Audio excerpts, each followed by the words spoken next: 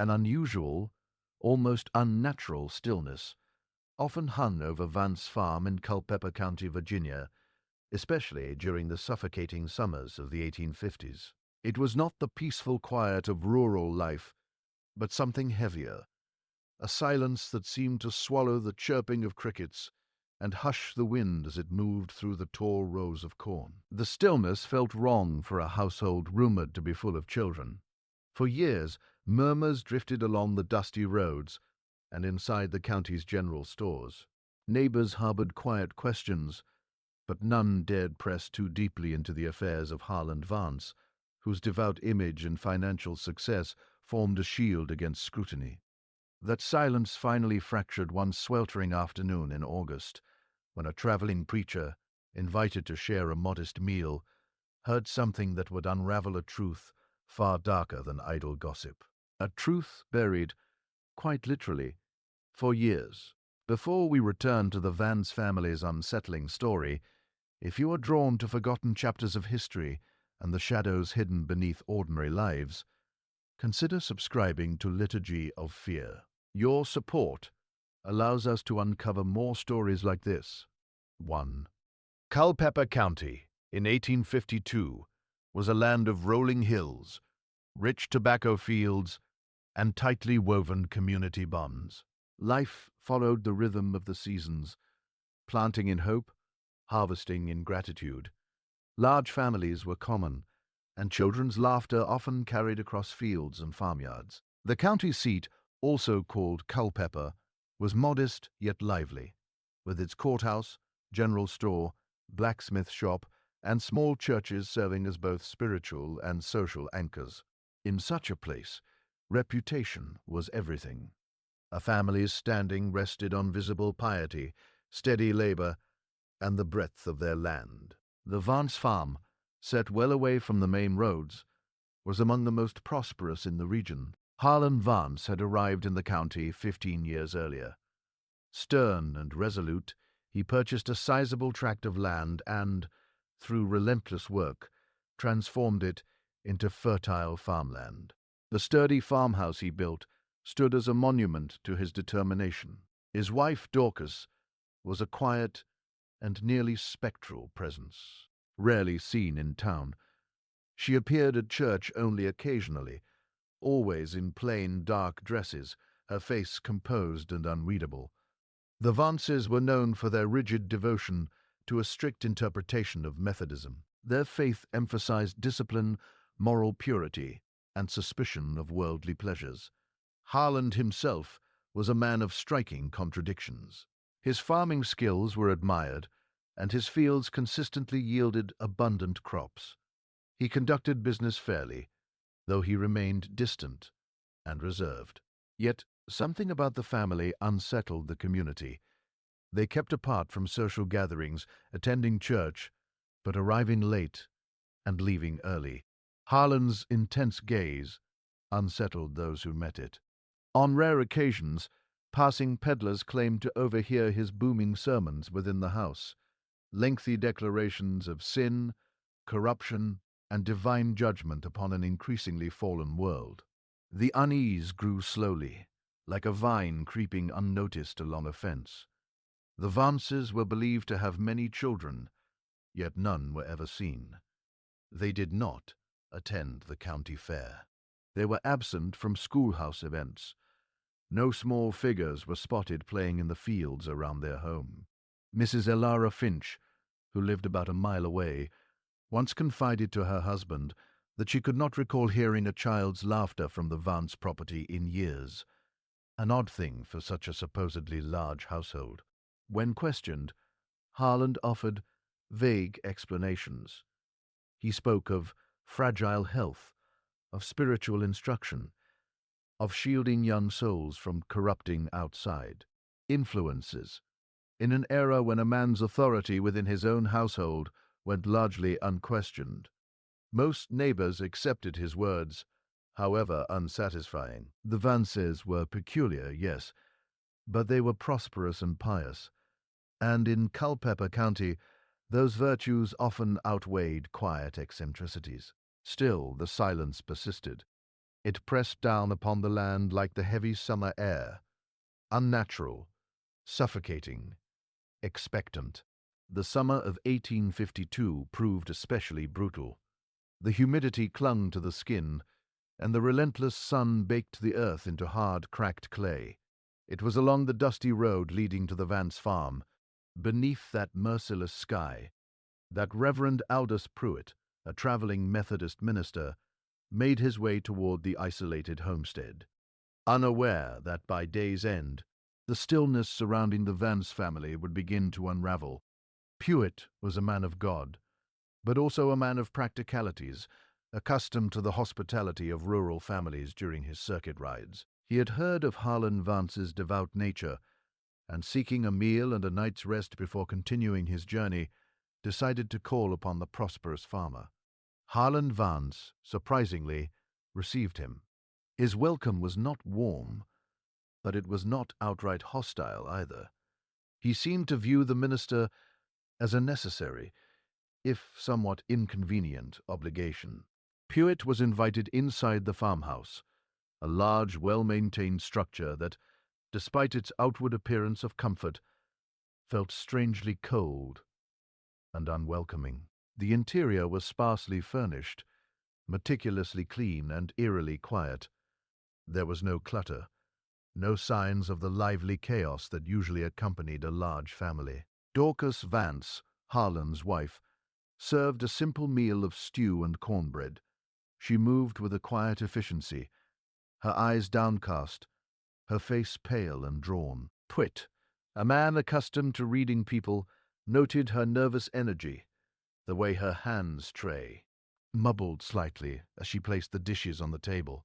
He tried to engage her in conversation, asking about her day, about the children, but her responses were monosyllabic, her gaze darting nervously towards her husband, who sat at the head of the table, observing them both with an unblinking intensity. As the meal progressed, a strange sound began to emanate from beneath the floorboards. It was faint at first, a soft scuffling like mice in the walls, but then it grew clearer, a muffled thud, followed by what sounded unmistakably like a child's whimper, quickly stifled. Pruitt paused, his fork halfway to his mouth, his brow furrowed in confusion. He glanced at Harlan, who continued to eat, his expression unchanged as if he heard nothing out of the ordinary. But Dorcas Vance heard it. Her head snapped up, her eyes wide with a sudden profound terror. The color drained from her face, leaving her skin ashen, almost translucent. A small, involuntary gasp escaped her lips, and her hand flew to her mouth, as if to suppress a scream. Her gaze for a fleeting moment met Pruitt's, and in that instant he saw not just fear, but a deep, agonizing despair, a silent plea for understanding, for help. It was a look that would haunt him for weeks. Harlan, sensing the shift in the room's atmosphere, cleared his throat loudly. "Just the old house settling, Reverend," he stated, his voice flat, devoid of any warmth, or perhaps a stray animal in the cellar. He then launched into a lengthy discourse on the corrupting influences of the outside world, the moral decay of society, and the importance of shielding the innocent from its grasp. Pruitt, though disturbed, felt compelled to listen. His mind, however, still replaying the muffled sound, the stifled whimper, and Dorcas's terrified eyes, he finished his meal quickly, his appetite gone. He politely declined Harlan's offer of a bed for the night. Sit-in, an urgent need to reach the next town. As he rode away from the Vance farm, the setting sun casting long, ominous shadows, the image of Dorcas's face, etched with silent horror, remained vivid in his mind. He knew with a chilling certainty that what he had heard was not the house settling, nor a stray animal. It was a child, and Dorcas Vance knew it too. The very next morning, Reverend Pruitt rode directly to the Culpeper County Sheriff's Office. He recounted his unsettling experience to Sheriff Nathaniel Holt, a man known for his quiet diligence and unwavering sense of duty. Pruitt described the unnatural silence of the farm, the absence of children, Harlan's evasiveness, and most importantly, the muffled sounds from beneath the floorboards, and Dorcas Vance's profound, undeniable terror. Sheriff Hole listened intently, his expression growing graver with each detail. He had heard the whispers about the Vances, of course, but this was the first concrete eyewitness account that suggested something truly amiss. The seed of suspicion, long dormant in the community, had finally found fertile ground. The Vance family had arrived in Culpeper County in the mid-1830s, a decade and a half before Reverend Puetit's unsettling visit. Harlan Vance, then a man in his late 20s, had purchased a substantial tract of land, far enough from the main settlements to afford him a degree of privacy, yet close enough to be considered part of the community. He was a man of formidable will, and his initial years were marked by relentless labor, transforming untamed wilderness into productive farmland. He brought with him a young wife, Dorcas, who was then barely out of her teens, and a reputation for strict piety. At first, the Vances were simply seen as hard-working and devout, if a little reserved. They attended the local Methodist church, though Harlan often expressed his dissatisfaction with the minister's sermons, finding them insufficiently rigorous in their condemnation of sin.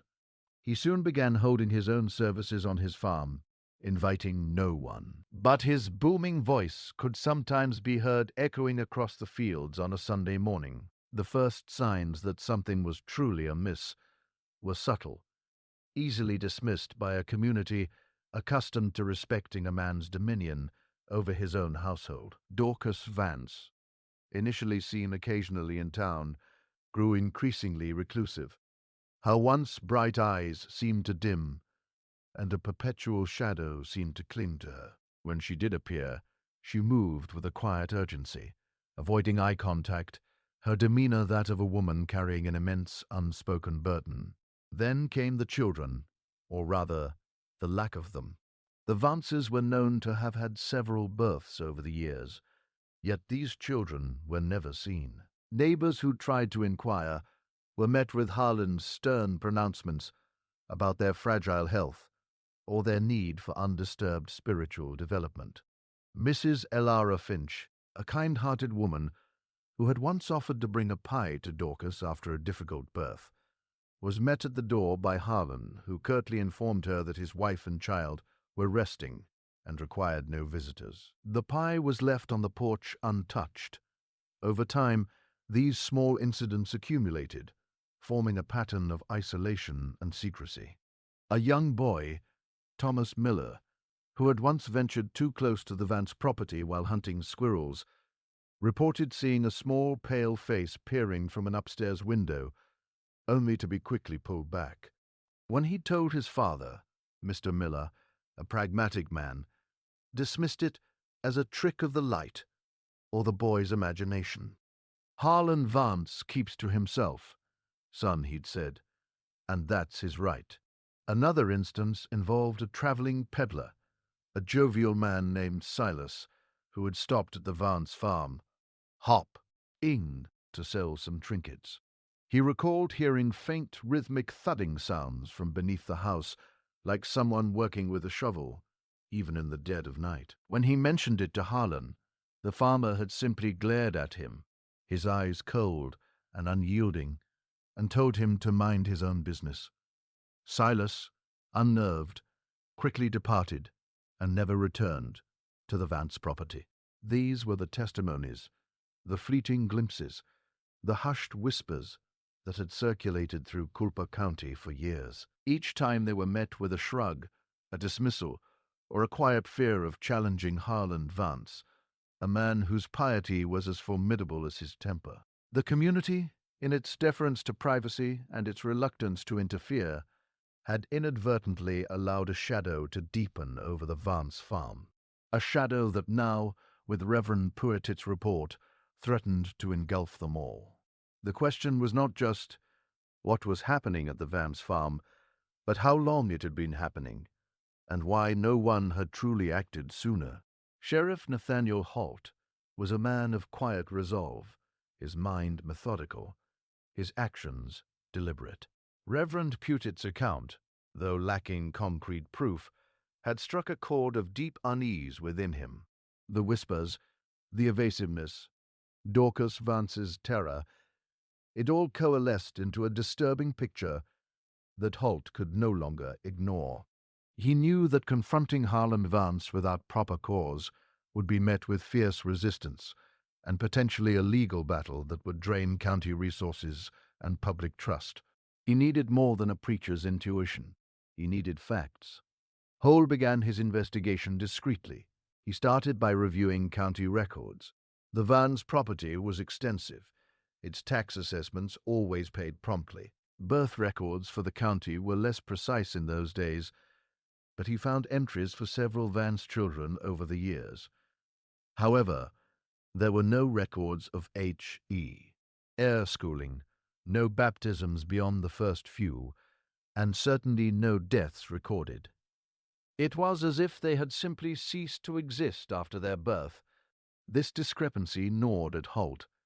His next step was to speak with neighbors, but with a more pointed approach than casual gossip. He visited Mrs. Elara Finch again, who, emboldened by the sheriff's official inquiry, recounted her observations about the unnatural silence and Dorcas's withdrawn nature. He spoke to Thomas Miller's father, who, after some prodding, admitted that his son's story about the face in the window had always bothered him. Each conversation, though yielding no direct evidence, reinforced the pervasive sense of something deeply wrong. Hole then expanded his search, looking beyond Culper County. He began to examine records from neighboring counties, specifically looking for reports of missing children, particularly those from families who might have been transient or less connected to their communities. It was a long, arduous task, sifting through handwritten ledgers and faded newspaper notices. The sheer number of missing persons reports, even for children, was disheartening, a testament to the harsh realities of the era. It was during this painstaking process that he encountered Agnes Bellamy. Agnes was a woman from a small, struggling farmstead in an adjacent county, her face etched with years of worry and grief. She had been trying to find her son Samuel for 3 years. Samuel, then 7 years old, had vanished from their farm one afternoon while playing near the woods. The local sheriff had conducted a search, but Samuel had simply disappeared without a trace. Agnes, however, refused to give up. She had heard rumors of a prosperous farmer in Culpeper who sometimes hired young boys for odd jobs, paying them well, but always insisting on absolute discretion. She had never been able to pinpoint the farm. No, rare had she dared to venture far from her own meager home. Hole listened to Agnes's story, a cold dread settling in his stomach. The description of the prosperous farmer who sought discretion, combined with the Vance family's reclusiveness and the missing children from their own household, began to form a chilling hypothesis. He showed Agnes a rough sketch of Harlan Vance, drawn from memory by a local merchant. Agnes's eyes widened, and a faint tremor ran through her. "That's him," she whispered, her voice barely audible. "That's the man I heard about." The pieces were beginning to fit, forming a mosaic of suspicion that was far more sinister than mere eccentricity. Hall knew he could no longer delay. He had enough circumstantial evidence, enough unsettling testimonies, and now a grieving mother's desperate identification to warrant a more direct approach. He would need a court order, a legal mandate to search the Vance property. He knew Harlan Vance would fight him every step of the way, but Sheriff Hole was a man who understood that sometimes the law had to push past the boundaries of polite society to uncover the truth. If you're finding this story as gripping as we are, please take a moment to like this video and share it with someone who appreciates a truly unsettling historical mystery. Your engagement helps us bring these forgotten tales to light. The air in Culper County grew heavy, not just with the oppressive August heat, but with a palpable sense of anticipation. News of Sheriff Holt's investigation, though kept as quiet as possible, had begun to filter through the community. The whispers about the Vances intensified, no longer just idle gossip, but tinged with a growing fear. Sheriff Holt, armed with a carefully worded court order signed by Judge Elias Thorne, rode out to the Vance farm a week after his meeting with Agnes Bellamy. He did not go alone. He brought one. With him 2 deputies, young men named Thomas and Caleb, both seasoned enough to handle a potentially volatile situation. The sun beat down mercilessly, shimmering off the dusty road, and the only sound was the rhythmic creak of the wagon wheels and the distant buzz of cicadas. As they approached the farm, the familiar, unnatural silence descended upon them. The fields were meticulously tended. The farmhouse stood stark and imposing against the sky. There was no sign of life, no children playing, no farmhands working in the midday sun. It was as if the entire property held its breath. Harland Vance met them at the front door, his face a mask of cold fury. He was a formidable figure, tall and broad-shouldered, his eyes narrowed into slits of suspicion. "Sheriff Holt!" he boomed, his voice resonating with indignation. "To what do I owe this unwarranted intrusion?" Hall, maintaining a calm demeanor, presented the court order. "Mr. Vance, I have reason to believe there are matters on this property that require investigation. This warrant grants me permission to search your premises." Harland snatched the paper, his eyes scanning the document, his jaw clenching. "This is an outrage, a slanderous attack on a God-fearing man. My home is my sanctuary, my family, my private concern." He began to rail against the meddling of the state and the corruption of worldly authorities, his voice rising in volume and intensity. As Harland's tirade continued, Dorcas Vance appeared in the doorway behind him. She was even paler than Reverend Pewitwood had described, her eyes wide and hollow, fixed on the sheriff with a mixture of terror and a strange, desperate hope. She clutched a worn apron to her chest, her knuckles white. "Harlan," she whispered, her voice barely audible. "Please." Harlan ignored her, his focus entirely on Holt. "You will find nothing here, Sheriff. Nothing but a family living in accord, ants, with God's will." Hole, however, noticed Dorcas. He saw the tremor in her hands, the way her gaze flickered towards the ground beneath their feet. He saw the silent plea in her eyes, a plea that seemed to confirm every suspicion he had harbored. "Mr. Vance," Holt said, cutting through Harlan's bluster, "I am here to ensure the welfare of all individuals on this property. I must insist on a full search." Harland took a step forward, his face contorted in a snarl. "You will not set foot in my house without my express permission, Sheriff." It was at this moment that Dorcas Vance's composure finally shattered. A low, guttural sob escaped her lips, and she crumpled to the floor, her body shaking uncontrollably. "No, Harland, please," she wailed, her voice raw with anguish. "No more. They'll find them. They'll find them all." Her words hung in the air, a chilling confirmation of the community's darkest fears. Harland froze, his face draining of color, his defiant posture collapsing. He stared at his wife, then at Holt, a flicker of pure panic in his eyes. Hull moved swiftly. "Deputies, secure Mr. Vance. Mrs. Vance, where are they?"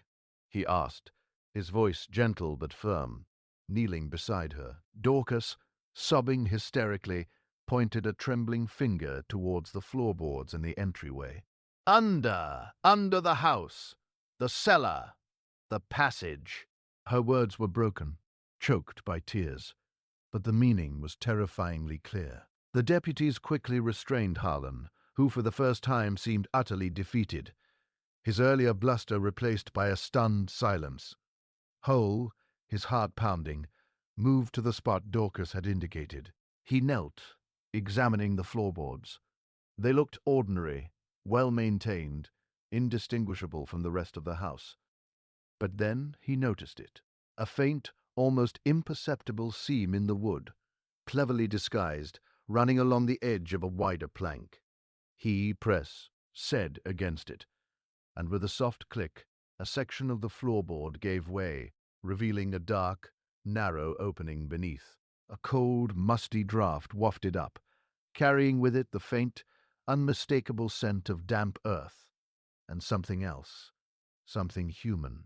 The entrance to the hidden world beneath the Vance farm had been found. Sheriff Holt, his heart a cold knot in his chest, peered into the darkness. The opening was not a simple cellar door, but a cleverly concealed hatch designed to blend seamlessly with the surrounding floorboards. He retrieved a lantern from the wagon, its flickering light pushing back the oppressive gloom. What he saw sent a shiver down his spine.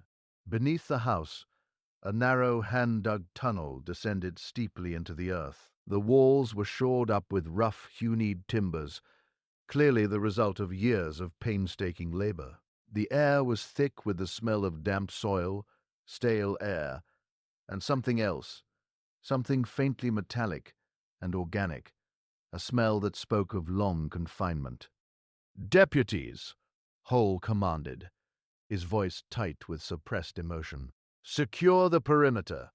No one in, no one out, and keep a close watch on Mr. Vance." He then turned to Dorcas, who was still weeping on the floor, now being gently attended to by Deputy Caleb. "Mrs. Vance, how many are down there?"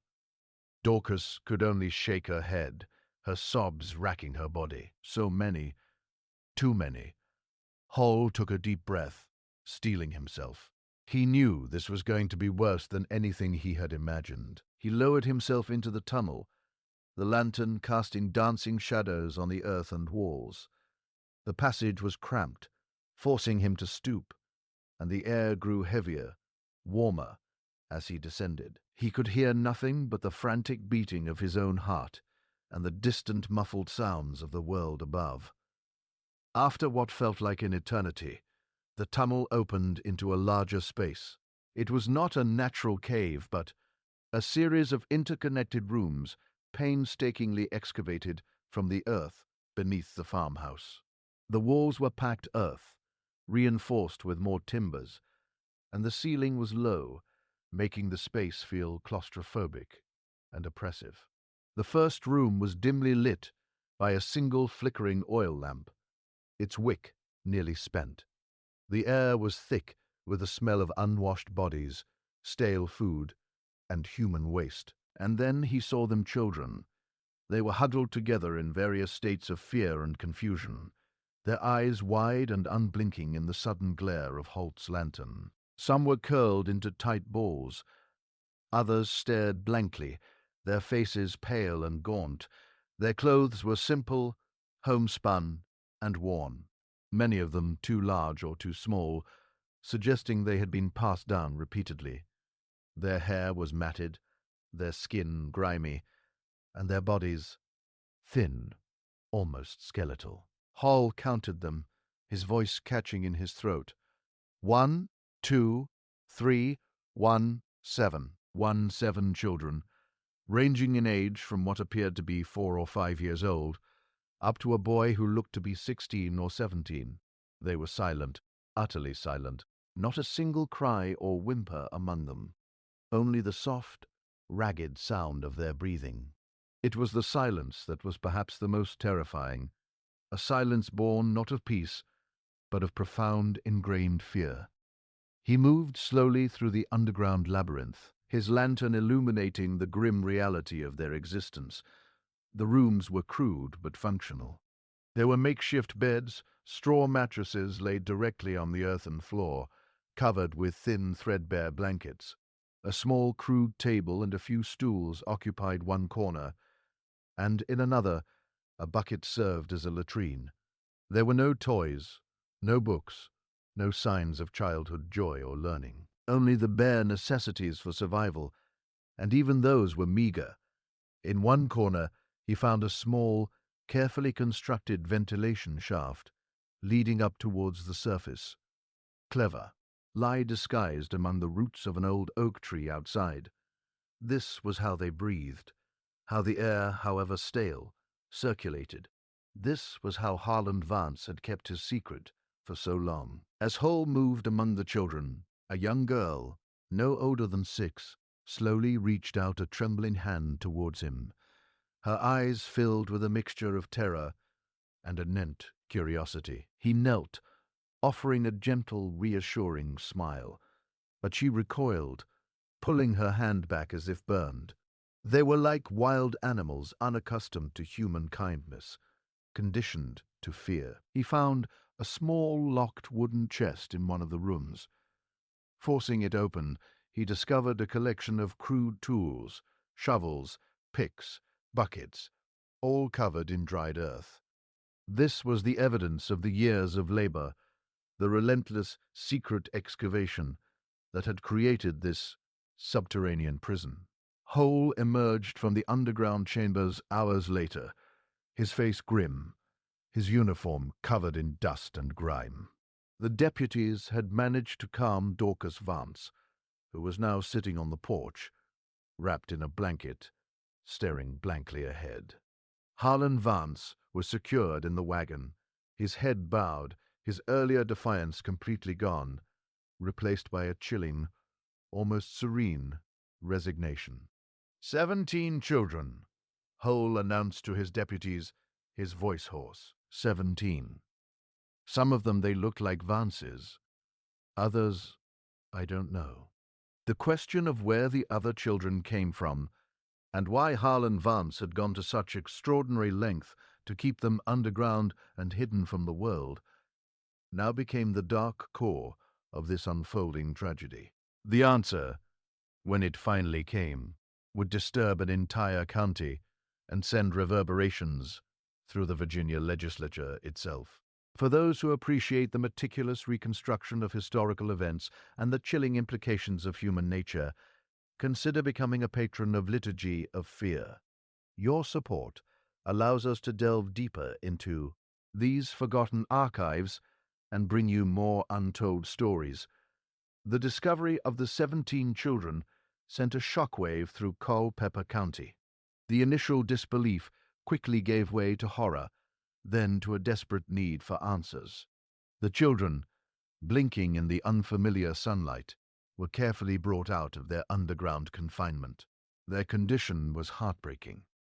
They were severely malnourished, their skin pale and translucent from years without sunlight. Their eyes, accustomed to perpetual dimness, squinted painfully in the bright afternoon. Many showed signs of stunted growth, their bodies small and frail for their apparent ages. They were also profoundly silent, communicating mostly through gestures or soft, almost inaudible murmurs. Their language was rudimentary, their understanding of the outside world virtually non-existent. Medical professionals from Culper were immediately called to the Vance farm. Dr. Elias Thorne, the county physician, examined each child with a heavy heart. He confirmed their malnourishment and the severe lack of vitamin D, which had weakened their bones. More disturbing was their psychological state. They exhibited extreme fear of open spaces, loud noises, and unfamiliar faces. They clung to each other, their only comfort found in the familiar presence of their fellow captives. Some of the younger children had never seen the sky, never felt grass beneath their feet, never heard the natural sounds of the world beyond the muffled echoes of their underground prison. The underground rooms themselves were a testament to Harlan Vance's chilling dedication. They were not merely a cellar, but an elaborate hand-dug system of living quarters, a subterranean world constructed over years of secret labor. There were separate sleeping areas, a crude kitchen with a small wood-burning stove, connected to a cleverly disguised chimney flue, and even a small dark space that appeared to be used for instruction. The tools found within, shovels, picks, buckets, and even a rudimentary pulley system indicated the immense effort involved in their creation and maintenance. When confronted, Harlan Vance, now stripped of his bluster, offered a chilling justification for his actions. His voice, though subdued, still carried the cadence of a preacher, albeit one twisted by fanaticism. He spoke of the outside world as a cesspool of sin, a place of moral decay and spiritual corruption. He believed he was protecting these children, shielding them from the temptations and evils that would surely lead them to eternal damnation. He saw himself not as a captor, but as a savior, a shepherd guarding his flock from the wolves of the world. He claimed his actions were divinely inspired, a sacred duty to raise a generation of pure, unblemished souls, untainted by worldly influences. He had taught them Scripture, he said, and the importance of obedience, silence, and hard work. He had made them labor in the underground chambers, digging, expanding, maintaining their hidden world, believing that honest toil was a path to spiritual purity. It was something far more disturbing, a deep, consuming delusion fused with calculated control and exploitation. Harlan Vance had not simply withdrawn from society. He had constructed his own dominion. Within the boundaries of his farm, he ruled as prophet, patriarch, and unquestioned authority. His word was absolute, his doctrine unchallenged. The most horrifying revelation was not just what he had done, but to whom. When confronted, Harlan admitted without visible remorse that some of the children were indeed his biological offspring with Dorcas. Others, however, were not. In a tone chillingly calm, he described how he had rescued children from what he deemed sinful, neglectful, or spiritually corrupted homes. Over the years, he had deliberately sought out struggling families, those burdened with too many mouths to feed and too few means to provide. He presented himself as a savior, a man of faith offering opportunity, discipline, and salvation. To desperate parents, he promised a better life and strict spiritual guidance for their children. In truth, he preyed upon vulnerability. Some parents were misled by hope, others were too intimidated to question him, and some perhaps felt they had no choice at all. Among the stolen was Samuel Bellamy, the 10-year-old son of Agnes Bellamy. When he was found, he was barely recognizable, a pale shadow of the lively boy his mother remembered. His eyes were hollow, his spirit subdued into silence. As investigators dug deeper, more names emerged. Some of the children had come from impoverished families in neighboring counties. Their disappearances had once been dismissed as runaways or tragic accidents. Others were the sons and daughters of temporary farmhands who had worked briefly for Vance, their children vanishing quietly soon after. It became clear that Harlan had operated with chilling precision. Patient, methodical, secretive, he had systematically gathered children over years, severed their ties to the outside world, and confined them to an underground existence. There, cut off from memory and identity, they were reshaped into what he believed was his purified flock, obedient, silent, and wholly his. The true horror of the discovery was not only the hidden chambers beneath the farm, it was the staggering depth of Vance's delusion, the calculated cruelty concealed beneath years of outward piety, the audacity of a deception sustained in plain sight. This was not a crime of impulse. It was the result of a slow corruption of faith, a darkness cultivated carefully over time, festering beneath the soil of respectability. When the truth surfaced, it swept through Culpeper County like a storm. What had once been murmured in private now blazed across newspaper headlines throughout Virginia and into the northern states. The scale of the deception, the years of confinement, and the children's fragile condition shocked a nation already wrestling with its own moral fractures. Harland Vance was arrested immediately. He was charged with kidnapping, unlawful imprisonment, and cruelty to children. His trial drew crowds from across the state. Courtrooms overflowed. Spectators waited outside for hours just to glimpse the man who had hidden children beneath his farm. He remained unrepentant. On the stand, he spoke in unwavering tones, insisting he had acted under divine instruction. He framed himself as a guardian against corruption, a shepherd protecting innocent souls from a fallen world. His testimony blended scripture with self-justification, revealing a man utterly consumed by his own distorted righteousness. But the jury was not persuaded. The evidence spoke plainly: the children's frail bodies, their fear, their silence. No sermon could drown out that truth. Harland Vance was found guilty on all counts and sentenced to life imprisonment in the state penitentiary. Many in the public had called for execution, believing the punishment too lenient. He died in prison years later, reportedly still convinced of his moral superiority. Dorcas Vance's role was more complicated. She too was arrested, yet her testimony painted a different picture. Speaking in a trembling, fractured voice, she described years of intimidation and control. She had lived under her husband's dominance, increasingly trapped as his obsession deepened.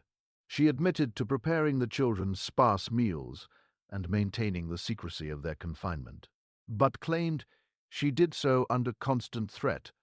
The court recognized her visible psychological distress and the coercion she endured. Rather than imprisonment, she was committed to a state asylum for evaluation and treatment. After a period of confinement and observation, she was released into the care of distant relatives, a woman forever marked by what she had witnessed and been forced to enable. As for the children, their futures were uncertain and often tragic. Those confirmed as the Vance's biological children were placed with extended family or sent to orphanages. The children taken from other homes, including Samuel Bellamy, were reunited with their families when possible. Agnes Bellamy wept openly when she embraced her son. The reunion was filled with love and sorrow. The boy she held was no longer the same child who had once run laughing through her yard. Many of the children had no families left to claim them, or returned to households too unstable to receive them. They were placed in charitable institutions, where the long process of healing began. Recovery was slow, painful, uncertain. The children had to relearn how to trust, how to speak freely, how to exist in a world that had moved on without them. Some carried deep psychological scars for the rest of their lives, burdened by stolen years they could never reclaim. The Vance farm itself became a place of notoriety. The farmhouse was eventually demolished. The underground chambers were filled and sealed, as though burying them again might erase the memory of what had occurred there. The land changed hands, but for years no one wished to live upon it. The weight of its history lingered too heavily. In time, the property fell into neglect, overgrown fields standing as a silent witness to its past. The story left a lasting mark on Culpeper County and the wider conscience of Virginia. It prompted public debate about child welfare oversight, about the responsibilities of neighbors and churches, and about where the line between private authority and public accountability should be drawn. Yet even after the trials ended and reforms were proposed, one question refused to fade: how many people had suspected something and remained silent? How many had noticed the unnatural quiet, sensed the unease, heard the rumors, and chosen not to intervene, out of deference, out of fear, out of a belief that a man's household was his own domain? For years, that question lingered like heavy summer air over the fields of Culpeper. It became a quiet accusation, not only against one man, but against a community that may have, through silence and hesitation, allowed darkness to take root beneath their very